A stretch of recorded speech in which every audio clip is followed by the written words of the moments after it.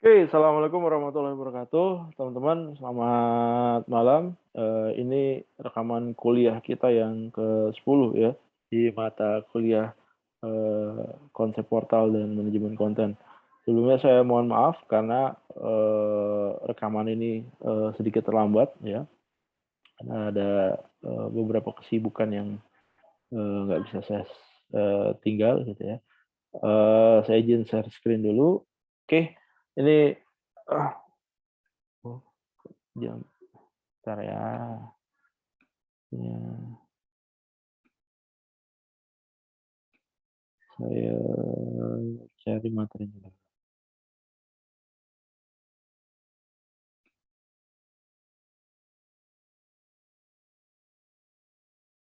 Oke. Eh, saya salah di sini. Oke, nggak ada masalah. Isinya sama.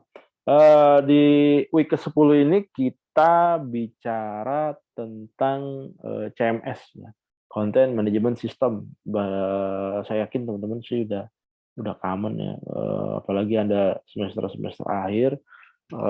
Bicara tentang content management system pasti Anda udah nggak asing lah ya. Bahkan mungkin beberapa dari Anda sudah apa, sudah mahir lah ya, mau edit, bikin konten gitu ya, atau apapun yang berhubungan dengan content management system. Oke, kita lanjut ya bahasannya, kita bicara tentang content management system.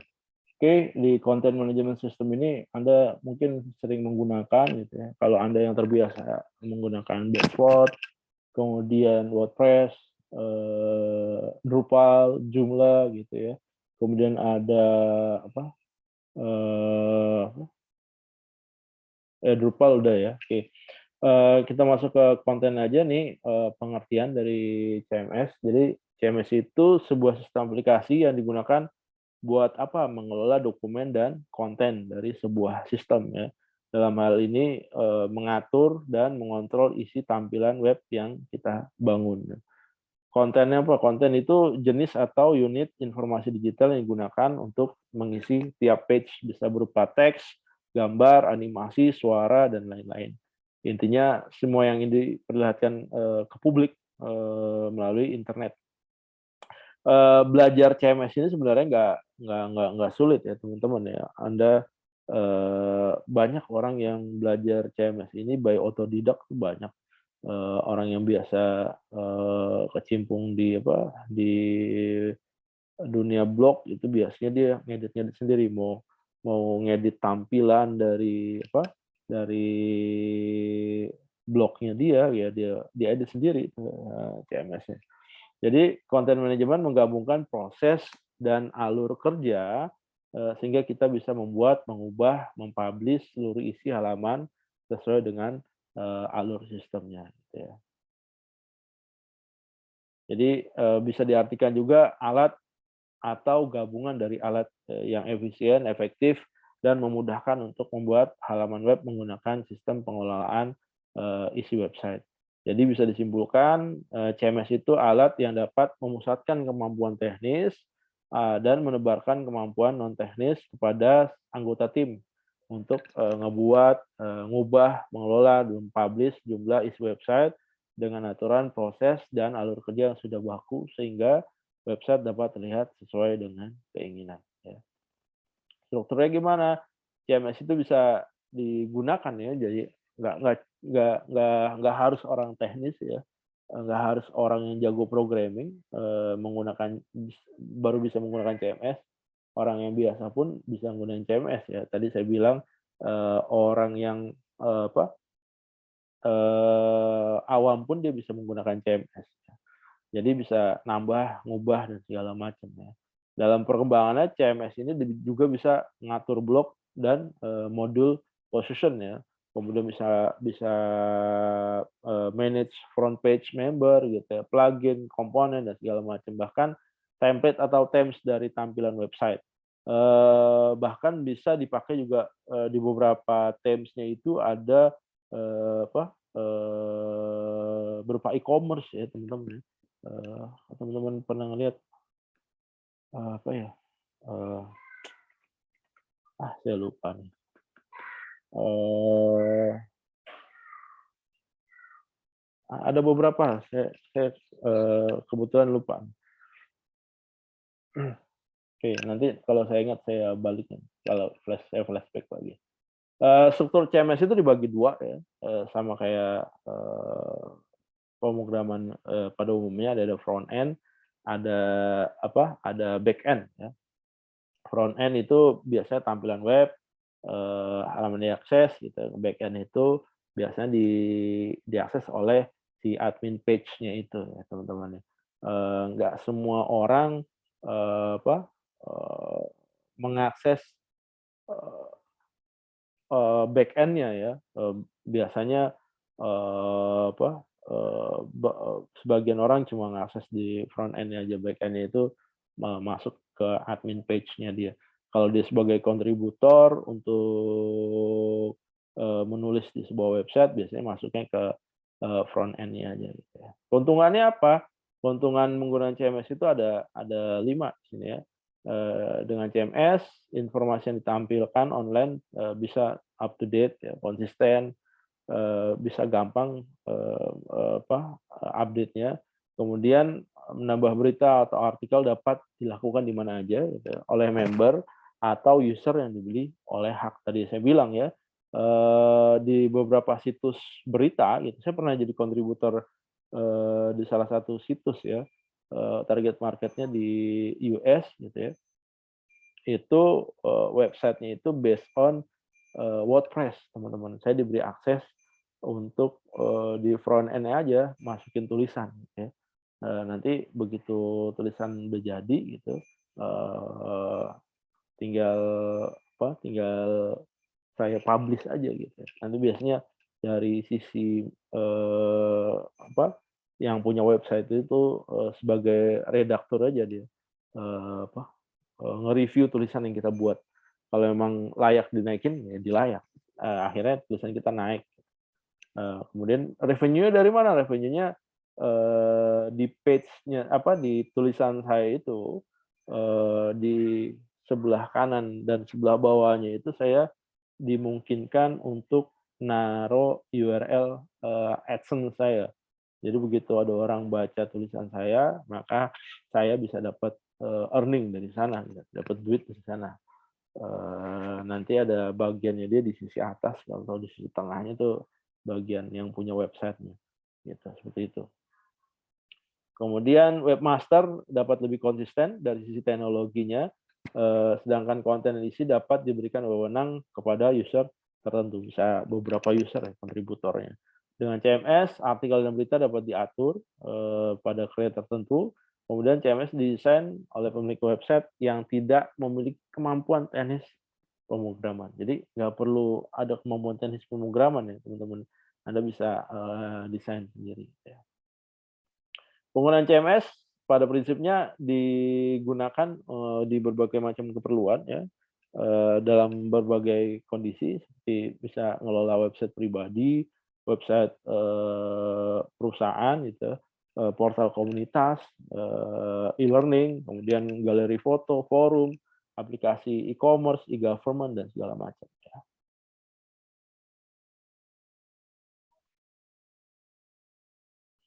Kemudian model CMS bisa buat sendiri, namun untuk membuatnya kita harus punya pengetahuan yang memadai mengenai bahasa pemrograman. Jadi kalau Anda mau create sendiri template-nya gitu ya, themes-nya dan segala macam itu Anda bisa bikin ya. Tapi Anda harus punya kemampuan untuk bahasa pemrograman. Tapi kalau Anda nggak bisa ya banyak ya orang yang udah sediain template-nya. Jadi kita tinggal make aja.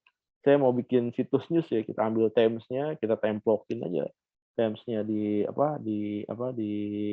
page-nya kita gitu ya. Dia akan tampil seperti situs-situs berita gitu ya.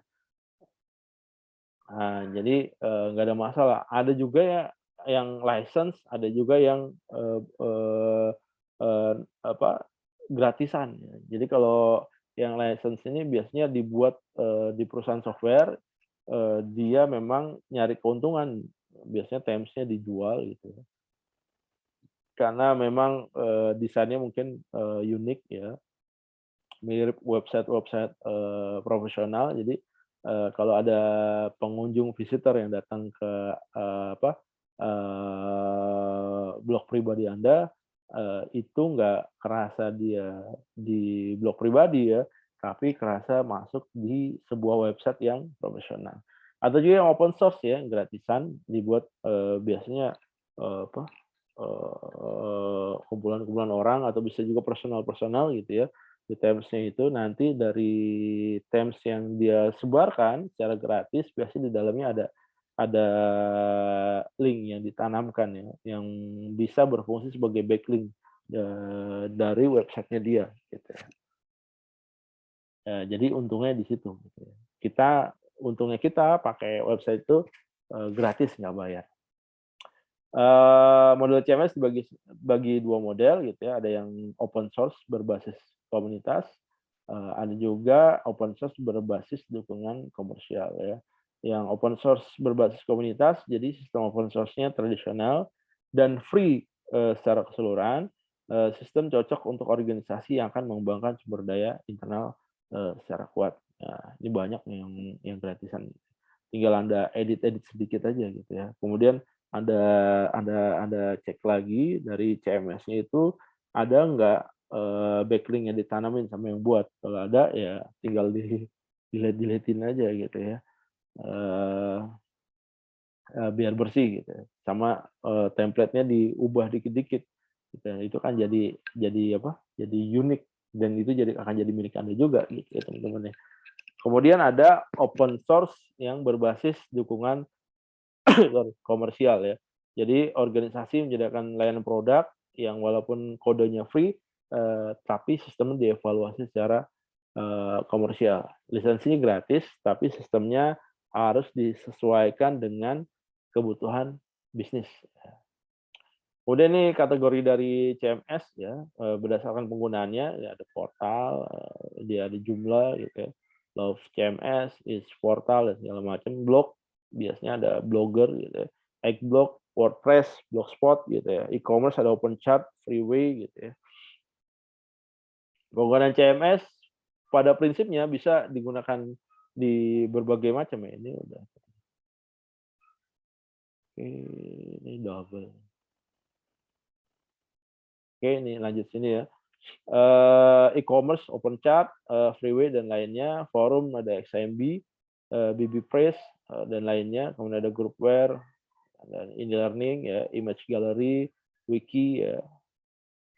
Perbandingannya CMS, contoh CMS berikut perbandingannya. Ini kalau yang pertama ada Blogspot ya. Ini dulu banyak orang yang pakai ini ya, awal sebelum WordPress berkembang gitu ya.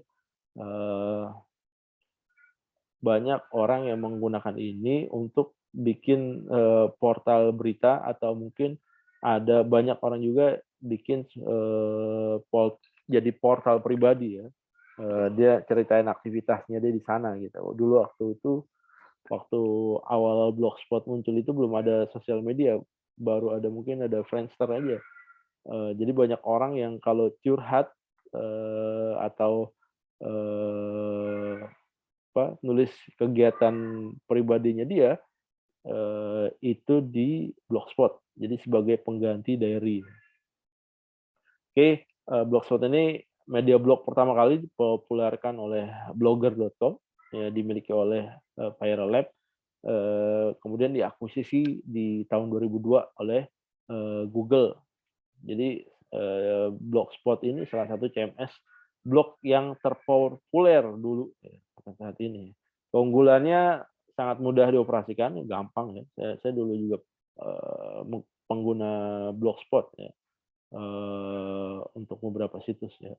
Kemudian plugin tambahan udah ready, ya. Kita tinggal plug tempel-tempel aja gitu ya.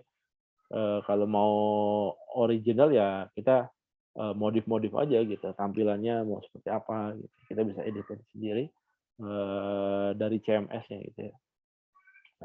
Cocok buat starter, buat pemula, sederhana, didukung oleh Indonesian language, bahasa Indonesia, kemudian mendukung SF, sehingga mudah ditemukan di search engine.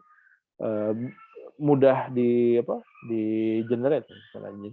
Kekurangannya too simple ya. Jadi bagian orang eh, jadi kelihatan boring ya ngelihat bosenin gitu ya. Kemudian plugin nggak bisa ditambahkan sendiri oleh user.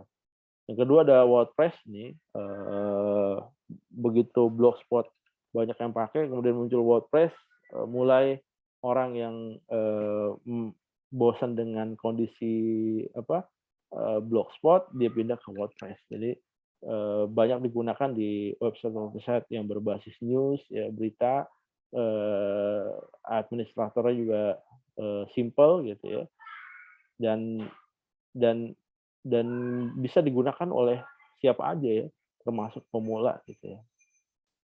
Penggunaannya mudah dioperasikan, sederhana, gratis gitu ya, dimiliki dengan daftar di wordpress.com gitu. WordPress dapat dijalankan di komputer lokal tanpa sambungan internet. Template-nya bisa diubah-ubah, kita dapat membuat template sendiri, kemudian dijalankan di website kita sendiri juga bisa. Kalau Blogspot nggak bisa. Dengan domain kita nggak bisa. Jadi kalau kita pakai Blogspot, biasanya ada belakangnya blogspot.com gitu ya. Misalkan imammaliki.blogspot.com. Tapi kalau misalkan kita pakai WordPress, kita bisa ya. bangmalik.com gitu. Kelemahannya ini jarang digunakan di website besar gitu ya. Kemudian fitur manajemennya sedikit, pluginnya juga nggak sebanyak jumlah ya. Yang ketiga ada Drupal ya. Drupal ini CMS yang dikembangkan oleh Dries-Buytert sebagai sistem bulletin board. Ini cocok, Drupal ini digunakan di beberapa website yang tingkat penanganannya lebih kompleks ya. Drupal ini cocok untuk website skala besar, tingkat pemahaman web adminnya yang advance ya. Kalau teman-teman belum masuk ke advance, pakai Drupal banyak menyesuaikan ya. Drupal juga pernah menang di Packet Publishing di 2008 Open Source CMS Award, overall 2008 Open Source CMS Award, dan Best PHP Open Source CMS. Keunggulannya dia diklaim sebagai CMS terbaik, ya dia bisa ngalahin Joomla. Kemudian digunakan oleh website sederhana sampai ke website profesional. Kemudian dijalankan di lokal PC bisa. Kemudian template bisa diubah sendiri, mendukung SEF biar bisa gampang diindeks ya sama Google. Kelemahannya pluginnya nggak sebanyak jumlah ya teman-teman ya. Kemudian penggunanya nggak terlalu banyak nih, jarang orang pakai Drupal. Mungkin orang-orang Indonesia lebih banyak pakai WordPress ya untuk website-website pribadinya. Oh ini yang keempat ada Mambo. Mambo ini disebut sebagai Mambo Open Source MOS. Jadi open source management system yang digunakan untuk membuat dan memanage website melalui sebuah interface yang simple. Sekarang ini Mambo banyak dipilih karena kemudahannya yang diberikan untuk pengoperasian. Fasilitas-fasilitasnya seperti apa? Shopping chat, ya, foto galeri, forum, polls, kalender website, website searching, dan lain-lain. Ya, keunggulannya gampang dioperasikan di komputer lokal juga bisa jalan, running. Kemudian digunakan untuk website sederhana sampai profesional. Kemudian ada plugin tambahan, template bisa diubah-ubah. Kekurangannya ternyata banyak pengguna Mambo ini beralih ke Joomla ya. Ada krisis kepercayaan di open source, pluginnya terbatas, default-nya nggak mendukung SEF. Jadi kalau Anda pakai Mambo ini cuma aja sebetulnya kalau nggak mendukung SEF. Website Anda bisa susah ke indeksnya. Yang berikutnya ada Joomla ya. Jadi dalam bahasa Swahili artinya kesatuan. Bisa dikatakan memiliki kemampuan yang sama kemampuannya sama seperti Mambo. Joomla merupakan salah satu CMS yang powerful yang pernah ada. Digunakan di website sederhana sampai ke aplikasi yang kompleks. Kelebihannya di mana mudah diinstalasi dan mudah dikelola. Keunggulannya diklaim sebagai CMS yang paling banyak digunakan di dunia. Di Indonesia juga banyak orang yang menggunakan Joomla gitu ya. Beberapa kali dapat penghargaan, mudah dioperasikan, bisa jalan di komputer lokal, banyak plugin tambahan, kemudian template bisa diubah sendiri, banyak pihak pengembang yang terus menambahkan konten jumlah, kekurangannya apa? Kekurangannya default-nya tidak mendukung SEF. Kemudian terkadang plugin yang dapat tidak sesuai atau, sering error gitu ya. Jadi, simpulannya setiap CMS itu punya kelebihan dan kekurangannya masing-masing ya.